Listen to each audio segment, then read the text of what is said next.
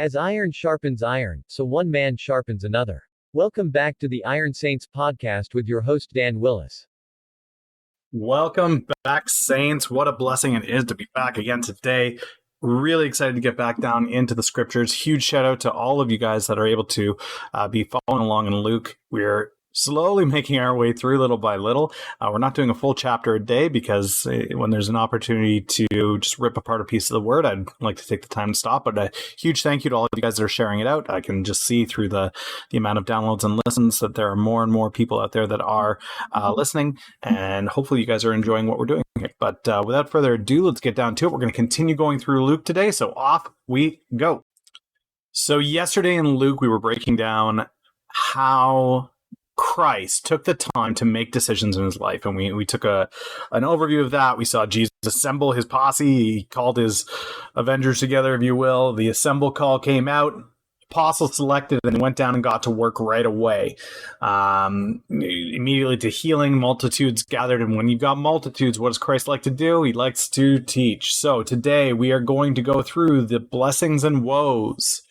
For those of you that are listening and don't have access to a Bible, don't worry. I read through the scripture every day that we're going to be examining and pulling apart. So I'm going to be reading from Luke chapter 6, verses 20 through 26 in the ESV.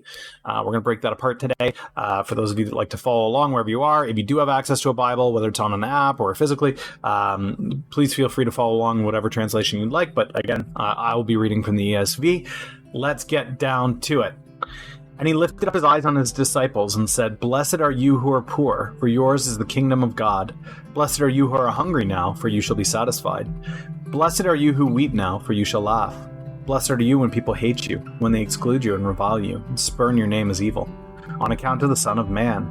Rejoice in that day and leap for joy, for behold, your reward is great in heaven, for so their fathers did to their prophets. But woe to you who are rich, for you have received your consolation. Woe to you who are full now, for you shall be hungry. Woe to you who laugh now, for you shall mourn and weep. Woe to you when all the people speak well of you, for so their fathers did to the false prophets." Interesting and challenging little section here. Oftentimes when we talk about blessings, we like to talk about blessings in kind of an isolated way. We like to focus on the good, right?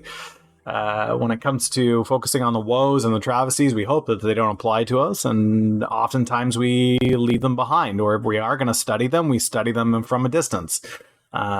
The reality is, I don't think Jesus here is separating these two things. He's setting the stage. He's laying the foundation for what's about to follow. And there's other lessons that are going to build on this and explain in more detail what's going on.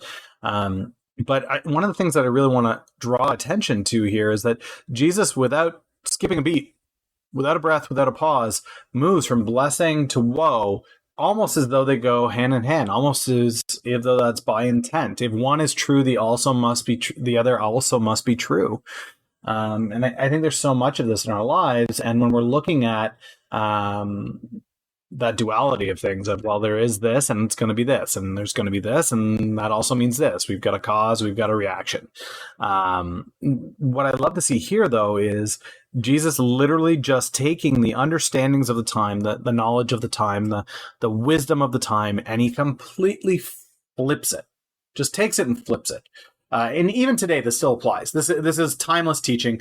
And when we're looking at it, it's okay. Well, if we look at society, they tell us what is the thing that you are supposed to be heading for. Well, when we look at programs on TV like American Idol, or we look at viral sensations and TV hits, or esteemed actors, politicians, business people, there are some pretty standard things that we see. Wealth is among them. Being rich is there. Being full. And when I'm saying full, I don't mean full as in satisfied spiritually. I mean full in the sense of worldly possessions, worldly wealth. So you've got your wealth. Yeah, I've got lots of money. You've got your things. Yeah, I've got food. I got cars. I got a house. I got all this stuff. You've got joy, or at least seeming joy. When the cameras are on, you're smiling, you're happy. Everything looks like it's great. And everybody loves to love on you. Well, I mean, for the most part. People like to love on you. Think of your favorite celebrity, your favorite actor, your favorite whoever, musician. You'll see that these things are pretty standardly true. Wealth, prosperity, false appearances of joy and happiness. There are some genuine ones in there too. I'm sure they have some happiness. but they almost always have a crowd of people around them that are just mobbing them with, you are so great, you are so wonderful, you're awesome. And Jesus takes these things that society says, oh, this is fantastic, this is great, these should be the priorities. Society says these are them, and Jesus goes, yeah, all those things, it's great that you've got them now. Good for you. But all of those are worth nothing. They're your woe, because all of those things are drawing you further and further and further from the blessings that could be yours. And then before that, he precedes it with having people shake their heads. Blessed are the poor. People are looking at the poor and going, are you nuts? Why are they blessed? Well, yours is the kingdom of God. God didn't come for those that were obsessed with this world. God came for those that are obsessed for the next. Blessed are you who are hungry. You shall be satisfied. And we see that in John. We see that as he's talking about, I have water that you do not know of. I've got food that you do not know of. I've got water that quenches eternally. I've got food that will satisfy you eternally. I've got happiness that will last forever. I have these things and I give them to you. There will be satisfaction. And yes, you may be hungry now here in this world, but you're going to be satisfied. You have no desire. You will be completely satiated. Blessed are you who weep now. For those of you that feel pain and suffering, we're told there will be no more tears. There will be no more pain, no more death, no more sorrow. It will go away. And when that happens, there will be laughter. Blessed are you when people hate you, when they exclude you, when they revile you, when you spurn your name as evil on the account of the Son of Man. Rejoice in that day. Leap for joy. Your reward is great in heaven. You're not the first to do this. The prophets went through this. The judges went through this. Basically, from the start of the Bible right through to the end, anybody that stood on God and stood for God went through this. And you get to have that joy because you get to go through it with them. It seems a simple thing for us to evaluate, but really take a look at where your priorities are. And we've been talking about decision making. We've been talking about hearing God's calling. We've been talking about what direction we're supposed to be heading in. We've been talking about a whole ton of stuff that Jesus is showing us as far as how to shape and move and mold your life. So today, saints, what I want to challenge you with is take a look at the Beatitudes and the woes. Take a look at the blessings and the woes. And really understand for yourself, wrestle with it. Which of these things would you say that your decisions, your life decisions, your goals that we went through yesterday on the podcast, well, what are those things? And are they grounded and rooted in the blessings or in the woes? Are your focuses on the gains of this world, what the world says should be your priority and your focus and your target? Or are you centered first in the things that God has? God's focus is clearly on what comes next. It's focused on, are you pursuing Christ? Is Christ the heart of what you're doing? Is that there? Is that a reality? Are you focused on it? Is it where you want to be? Or are you instead focused in working towards the things of this world? The decision is pretty apparent when you take the time to see it. But if you see that you're dwelling in the woes, even though you may feel good right here and now in the world, you're swimming in wealth, you're driving that Lamborghini, you got a mansion up on the corner, everybody around you tells you how great and awesome you are, that should be a red flag. Should have a giant red flag. Pray through that today. Question, caution, big red sign, warning. Pray through that today. Challenge you, do that. If you find you are in the blessings, pray about that too. Seek some comfort in that. Seek some comfort. Find some joy. All right, guys, last but certainly not least, we're going to head into a time of prayer as you head out today. So I'm going to lift you guys up in prayer. A huge thank you to all of you that have sent prayer requests either through social media or direct messages through emails. If you're looking to contact me to have a prayer request prayed for on the podcast, please do so. The social media channels are in the description wherever you're watching this podcast. Instagram, Facebook, Twitter, email, all there for you. I do check those regularly, so please take the time to take a look. Let's get down to it. Lord, thank you so much for your word. Thank you so much for the examples that you set. And thank you so much that you constantly call us back to you. You call us back from the distraction of the world, the things that are around us, and call us back to where our priorities and focus need to start, and we move from there.